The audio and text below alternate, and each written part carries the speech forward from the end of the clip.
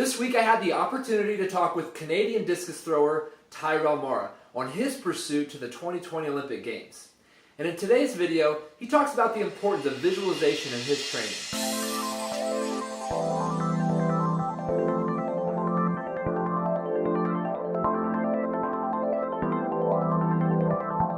As I think about like the audience that I get to serve and where that's at on YouTube or however that extends, it seems like the question that I get from people, like literally every time someone asks me a question, so I'd get emails from people all over the world all the time, and it's always around how to throw farther. I guess if we're doing this, how do you throw farther? You know, whether you 20 meters or 80, like you just want to throw a little farther. Again, in terms of how to throw farther, a training like protocol that I've really leaned on is a combination of like mindfulness meditation, and then also like really specific hypnosis / visualization.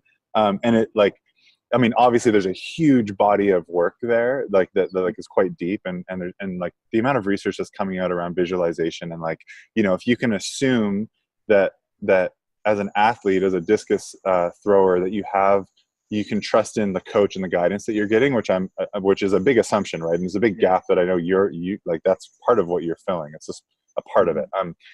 But like, if you know what the steps are, what some of the key steps, like, so for example, right now, the two things that my coach Garrett and I are working on for this entire year are basically, that sweep out of the back, but most importantly, like really being able to get my right hip as far outside of the circle as possible, and staying quite on top of my body. Cause like in my technique, I have a tendency to kind of sit back and end up getting a little bit buried on that left foot out of the back. So like, that's it. Just literally right hip outside of the circle, hips on top. So you're like really driving down and into the power position.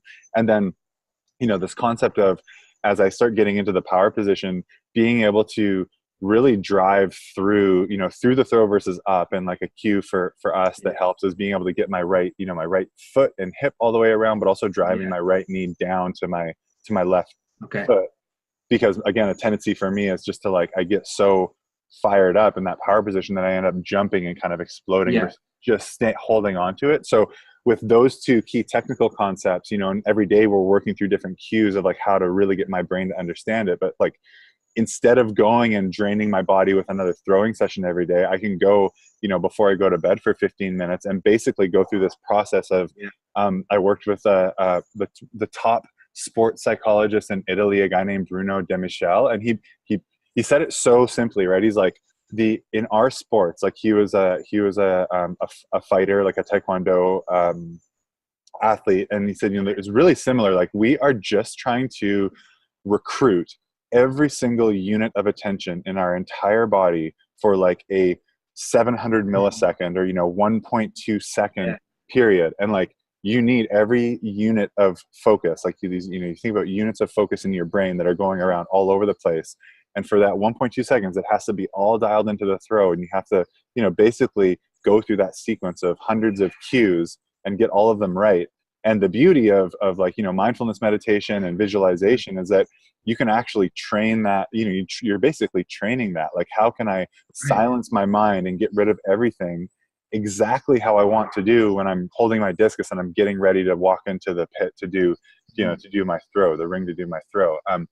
And that's been massively powerful for two reasons. One is, when I'm throwing, even in that, second or second and a half, I can, and I know you know this as well, like you have a feel, like I know when I have a good throw and my left foot touches the ground and then I'm sequencing like, left block open, right hips through, I can feel all of that in slow motion, because I've gone through those sensations in visualization and the sequencing so many times. Like, I've created mental space in the throw. And then the second part is, I think, just the concept of mindfulness meditation and like being able to bring everything to the present in competitions, right? For athletes, it's a really helpful tool to basically alleviate all of those like, competitive anxieties and like just things that we all deal with as athletes. And that has a massive impact of throwing far in competitions, obviously. So I think they're like, they're definitely strategies and tactics and things like that aren't super mainstream. Like, I'm sure not every throws coach out there is really supporting their athletes with that kind of mental training. But Right. I think especially in throws, and especially in a technical sport like discus, that type of training is really complementary to like whatever you're doing in the circle. Yeah. If you want to hear more of our conversation on high-level training, be sure to click up here to subscribe to my channel. And make sure you check out Tyrell on social media at Tyrell Mara and on his website, tyrellmara.com. And I'll see you on the next video.